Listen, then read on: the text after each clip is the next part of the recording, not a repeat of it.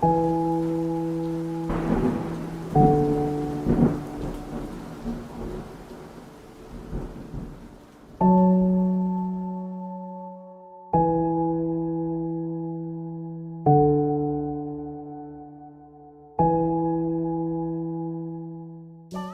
small crack does not mean that you're really broken. It simply means that you're put to the test, but you never really broke down.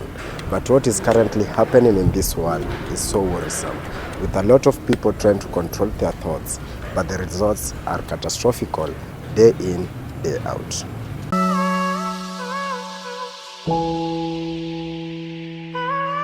Said their final Sully, goodbyes. she was found dead in her home in Seoul. She was just 25. Sad news to be sharing with you right now. Former K-pop band member Gu Hara was found dead. There are several leading contributors to mental illness in Africa. Can you believe that an average of 36 people per day and one person every 40 minutes commits suicide in Korea? In fact, Korea's suicide rate remained the highest among OECD countries for nearly 13 consecutive years.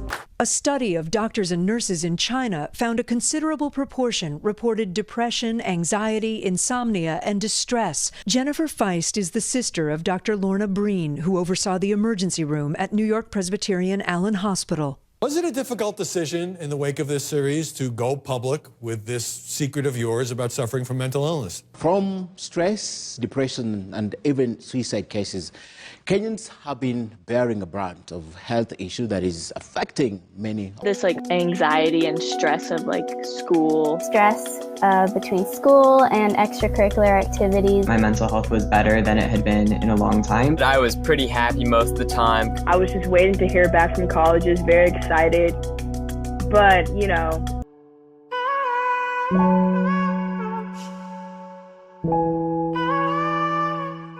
The human mind is a beave of beauty which is highly equipped with innovative tool, one with strong desire to create, craft and weave aesthetically pleasing notions into every aspect of life.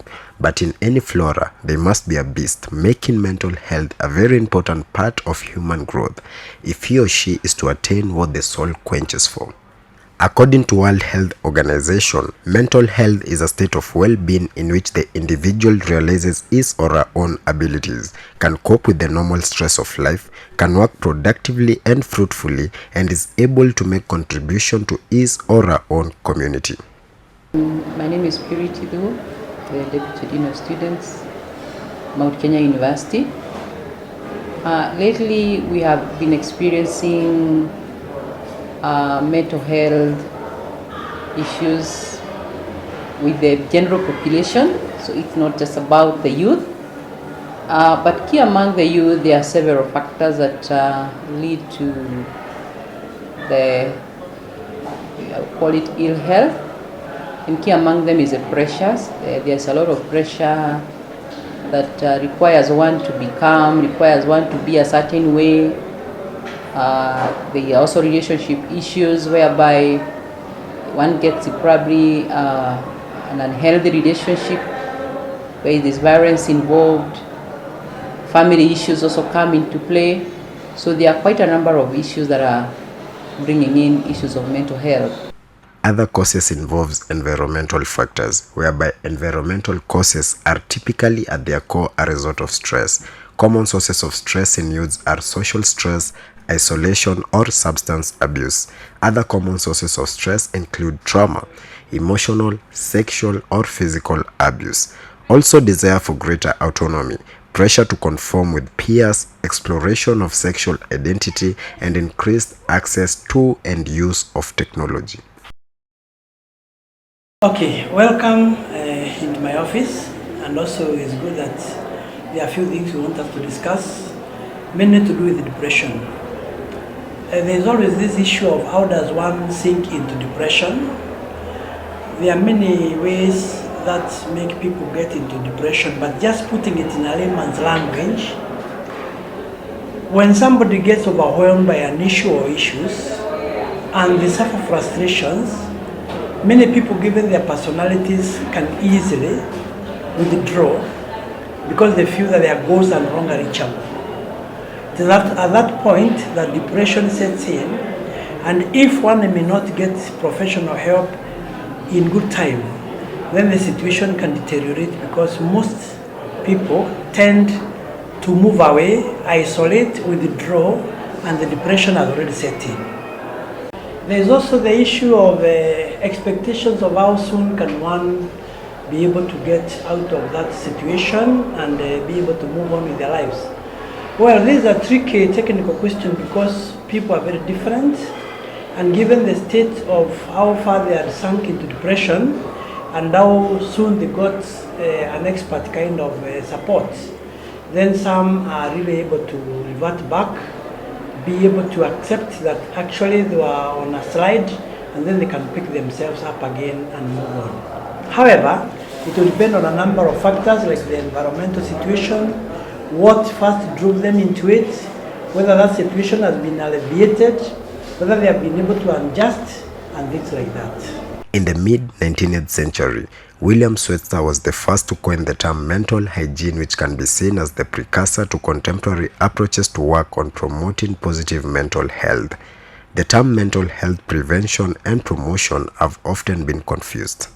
Promotion is defined as intervening to optimize positive mental health by addressing determinants of positive mental health before a specific mental health problem has been identified, with the ultimate goal of improving the positive mental health of the population, whilst mental health prevention is defined as intervening to mental health problems by addressing determinants of mental health problem before a specific mental health problem has been identified. One way of dealing with mental health, the thing that first of all encourage is someone to talk, because you realize that some of the problems that one sometimes perceives they are going through problems or issues that can be solved by just talking to someone, probably has more knowledge, a close friend, a confidant.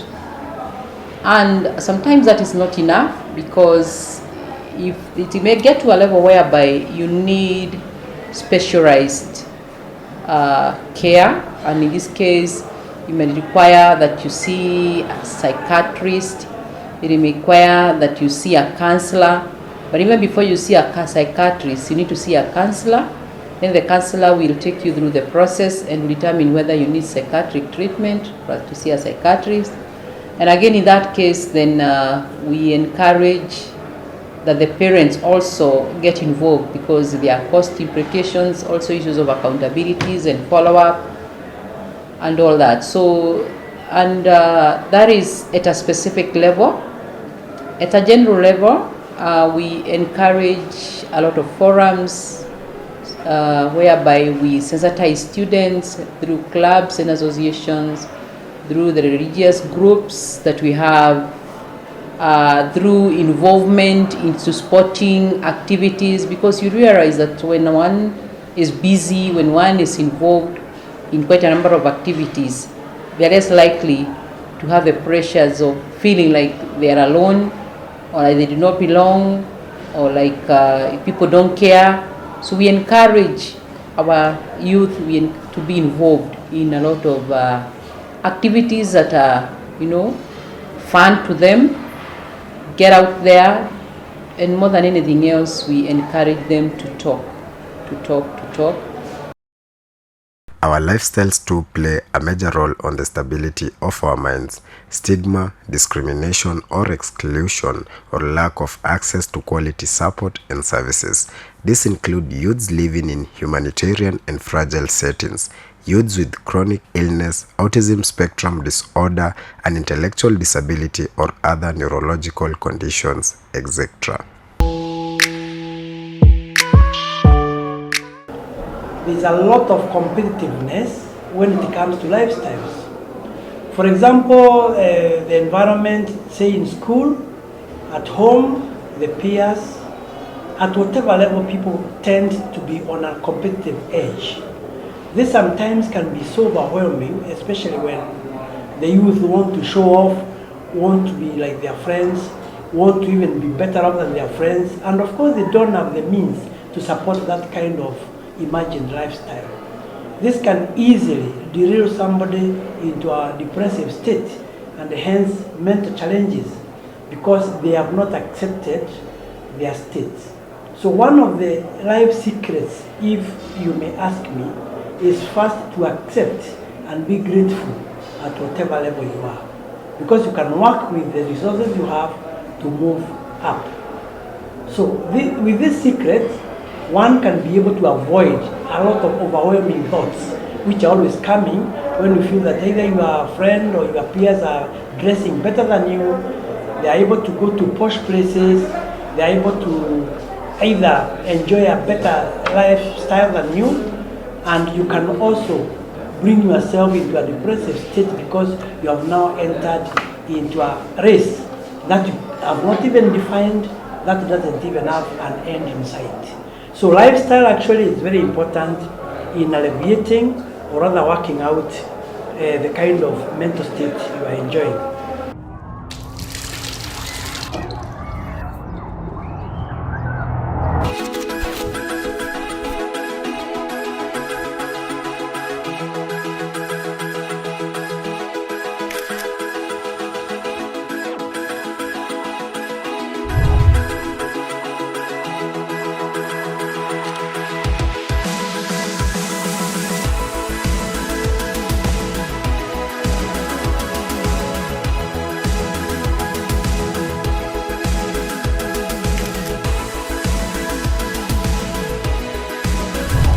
Social media too has become part and parcel of mental disorder among many people. Multiple studies have found a strong link between heavy social media and an increased risk in depression, anxiety, loneliness, self-harm, and even suicidal thoughts. Social media may also promote negative experiences such as inadequacy about your life or appearance. Technology has been found to be one of the drivers of mental sickness or illness. The gadgets, the array of gadgets now are so many. The way the internet has played the role, the way the youth are perceived, they want to belong. There's all the issues to do with celebrities and idol worship. All these ones have really driven our youth, so to speak, and the population into serious mental complications. One of the factors that we are using to help alleviate is to create more awareness that actually you need not be like so and so. First, you need to have a healthy self-esteem. You accept yourself the way you are. You really feel good about the situation you are in, even if you're struggling, you first appreciate. And over and above all, you always are grateful to God, who is the creator and who has given and endowed you with so many things that can actually alleviate your life. Other than engaging in endless competition where you are always looking over your shoulder in a competition that does not have any end. So first you appreciate your situation, your position, the kind of gifts you have, the endowments you have, and then you realize actually you are already better off and you can move from there. So these are some of the factors that technology has kind of created an illusion that if I don't have this, then I'm not good enough. If I don't have this, I'm not good enough. Of course, technology is very good. You can also use it very positively, but on the other side, it has wreaked a lot of havoc, especially if one doesn't have the know-how to exploit it in a kind of supportive or plus manner which can help you achieve your goals.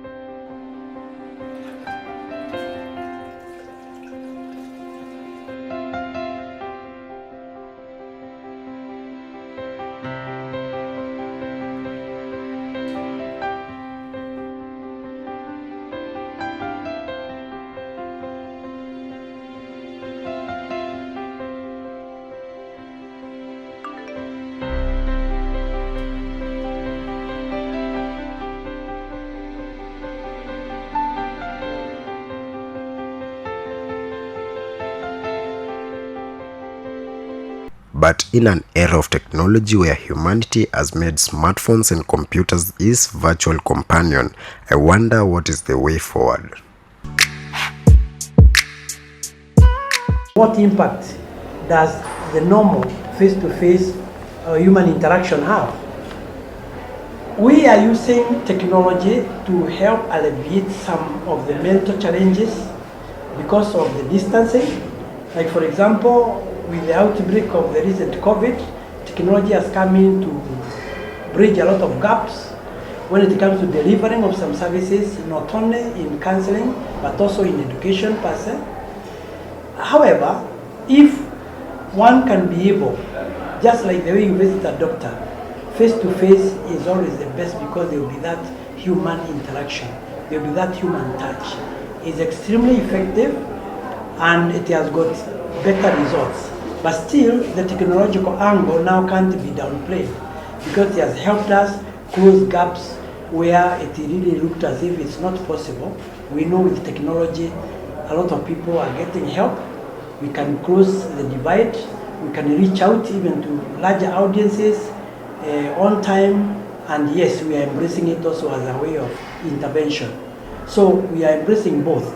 But if one can be able to see a therapist, to see a counselor face-to-face, that is even more advisable.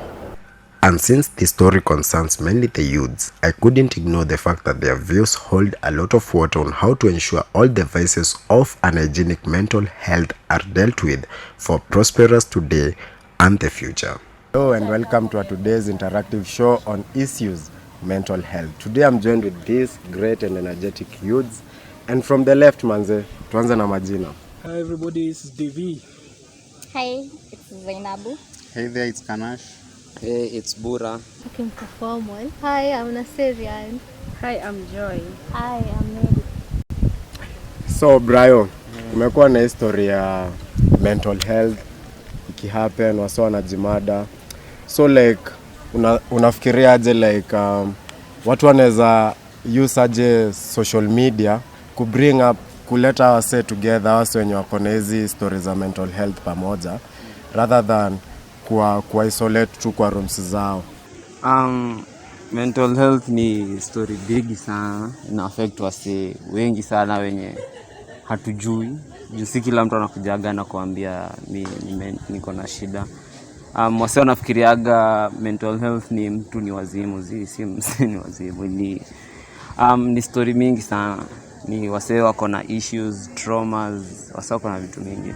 So wase wa social media wanaweza play role big sana. Kwanza kwa sensitization.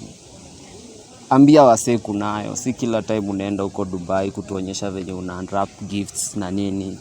Pia hiyo ina add to juu ule mse anakuona hivi anapata hiyo pressure, kuna wase wako na hiyo pressure. Sisemi ni vibaya, sisemi waache, but sensitization. Unaona? Kwa hiyo platform yako yenye uko nayo, we ni influencer, we ni nani, we ni blogger, we ni vlogger, we umeshakamata umati, basi fanya nini? Ukishapata hiyo nini, sensitize watu. Joy, when do unapenda like kitravel since ndio the digital era. Kitravel na unaonyesha wase mali huko. Nadhani kwa so wana feeling like kuna boast ama like wanakuwa depressed na hiyo story. Actually it depends on the mentality ya mtu As much as there's peer pressure, there's a different way people can handle. You know? So apart from like, okay, we don't always post for fun, but others, kama wengine, we are the brand ambassadors, you know. Oh. So we market. Exactly. So it's not all about like you post kufurahisha, yeah. Dave, do you think like kupost inaweza fanya like should we be posting our pictures online? I think there's nothing wrong with that. I think it is okay for people to post their pictures. I think shida ni perception. Okay, mimi nakumbuka, acha nipatie example yangu moja. I first joined Facebook I think in 2011 Alafu sana nikijoin nilikutanga mabeshte wangu wengine wenye walikuwa huko ndani. So these guys whenever they post walikuwa wanapata ma likes nyingi Unaona? Alafu mimi na post yangu napata 1 like ama 2 likes. So at some point it ikaanza kuni affect And then I started going out of my way to like create some kind of commotion, yani ndo nipate some kind of following. I started acting a fool on social media, yani unapost vitu za ujinga, trying to just get that attention. Juu unasamanga saa zingine kupata hizo ma likes unapatanga the same feeling ina arising dopamine kwa mind yako. Wow, umetumia kizungu ingine. Ni kama drugs, kama weed, the same kind of high you get when you're that kirush, when you get social media likes. So I ended up getting depressed. There was a phase where like I was really bitter, and then I ended up trolling people. Nilikuwa na troll wase, nimekuwa hizo vitu zote. But I guess with time nilimachua tu. Nas, ushajipata kwa situation because unakaa tu video vixen ametoka somewhere from Mars. What? Exaggerating much, but...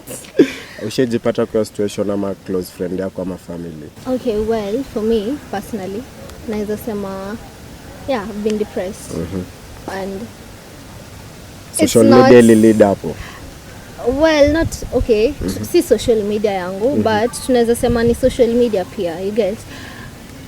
Sasa watu miss Jivenye nitadressi kitu, but you see us big girls, ukacha tuniseme big girls, tunakuanga targeted, you get, like mtu anakuona and then they're just like, kai, check your shape, wow, amebeba, as in you get. So instead of someone just appreciating you, ama yeye kukua like, wow, you're such a nice soul, kai unakuanga umefurahi, you see, like those things, they don't focus on that. They're just like, hey, you're haga. And then you're like, okay, oh, you. Alafu from there you just like, Connie, do people really want to know me for who I am? Ama for my body, unaget. So inaleta depression, unaanza kwa anxious, as in mtu akikuja unakuwa like, kai asanza kuniambia story ya mwili juu I can't. But with time I get pia unazoea, una find a joke in it, put on, as in you just put on a show. But yeah, I guess for me that's it. Kanash, you as a man, anasema ukweli ama? At some point, yeah, she's speaking the truth. Because unajua ukiangalia lady hivi, okay, appearance is everything to a man. And the way a lady appears, ndio inakukapture first of all. Unaona, we like different things. Kuna that guy who likes the fluffy things. Kuna yule anapenda hii mali safi kidogo. And according to venye a man approaches it, unajua kuna yule anajua ku approach a lady. Kuna mwingine anaonanga violence is everything. Anaona acha ni approach tu venye gangster. And we don't look at the other side. Yes, nime approach na in the gangster side. What about this lady? Ameteka aje? Na unajua mental health inaanzanga na stress leading to depression and then mental health. Unakuwa mentally unstable. It's not about atikuwa madhara ili mtu akuwe ati mtu ni mwenda wazimu. Amongst us inakuanga uwezi jua mtu ako mentally unstable, but inaweza lead to worse things if at all not addressed. To a lady here, ushaikuwa objectified by any man? Na kama ushajipata kwa situation ulideal aje nayo? Okay, like yeah, nishajipata kwa hiyo situation, but sasa like you have to surround yourself with positive people sana. So like unaweza tembea hivi, maybe mko wawili, so like mtu sasa maybe ameanza kwa approach you, maybe juni best yako uko like acha tu niende, huyo ako like kuna vile tu atakuview vile akuview mwingine, lakini ukisurround yourself with positive people like ito perfect sana. Lakini like if you keep like ikienda kwa ukitake personal like itakuja perfect pole. So like utaanza kujiview like mbona niko hivi, itaanza tu hivi, inaanza ka stress, then you will be depressed. Like you have to surround me. I think what I've learned so far, like you have to surround yourself with positive people. Zainabu, do you agree with her like you have to surround yourself with the positive people in your life? Wakuwe kama support system yako? Yeah, I think everyone needs positive vibes, and kila mtu hukuwa na support system, because especially with mental health issues, if I'm going through something where I can't tell my friend about it, then what are they doing in my life? And if I don't tell anybody about it, this thing could drain me. Like, I think some people pretend they're strong, but back and back, lazima kuna mtu wao huongelesha. Hakuna vile they're strong on their own. You either talk to someone or you keep it to yourself. Una create scenarios, and that is how it leads to suicide. But if you talk to someone, you feel like there's someone out there who actually understands, will try and dissect your problems for you, will try and tell you, don't worry, maybe by tomorrow it's going to be better. I mean, we don't want to be told that, but it depends on si support system yako inakujua. So they know that kuna watu wapendi kuambiwa it is okay. So you don't tell them it's okay. You just find another way of making them feel better. So yeah, being surrounded by positive people is really nice. Joy, unajua mse kwa sakoni yako ashai kuwa influence negatively na social media? Yeah, I know, okay, a friend of mine, I can't say she's fat, she's in peak, like. Usemi yako na obesity, lakini she's big. So people always call her hippo, and hippo. Yeah, because she's big-bodied. Now in that, but these days I'm quite used to it. But first time, she usually feel like, okay, why am I this big? Mbona watu wanaingililia, mbona waseme hivi? Because angepata na mtu anamwambia, and you look like a hippo. So as time goes by, anaka fall into depression. In fact, ilifika point hakuwa anatoka kwa nyumba, anashinda indoors. Mbona utoki? People wananiingililia how big I am. Brayo, wase kama wanaingililiana wanafaa kufanyiwa aje? Wanaingililiana wanafaa kutekiwa action. There's supposed to be some action taken upon them. Kuwa bully ni choice, si ati ni mtu anakuambiaga lazima ukue bully. Hakuna msee kutuma kwa comment section ya mtu kuambia ati ambia mtu hiki kitu. So if you persecute someone, then you also supposed to be persecuted under some law, because huwezi carry on kuwa bully na. So me kenye neza advice waseni, if you're being bullied, then take action. It will give you some satisfaction at least. Nona, take some action, take some legal action. Umseme kubuli, mpeleke mahali, mtishie kiasi, unaona? Fall into ati ujamaa ameniingililia, and then you go down because of them. Sometimes take some legal actions. Ni kama venye unaonaga wase juzi wase wamekuaga wakiongelelea Lilian na history ya Abel nani huyu Julian history yote na inaweza kuwa traumatizing kwa ama kitu kingine, but sometimes wakispeak up wanaonekana stronger when they speak up, unaona, wakipost more and speak for themselves more, be confident more, at least wanaonekana kuna dema anaitwa Lizo, kuna dema anaitwa Milichebi wa Kenya pia, they've also been bullied and they've come off stronger, now may hit back. So you take your justice, don't tolerate bullies. Okay, guys, we have finally come to the end of our show, manze. Many nice. Nyinyi intelligent. Hapa sasa sidhani kwa mtu anaweza commit suicide hapa sasa. Hii kitokea hakuna mtu anafaa commit suicide. Tumepatiwa advice mingi sana, ni wewe tu ujijue, manze. Hakuna any other simpler method.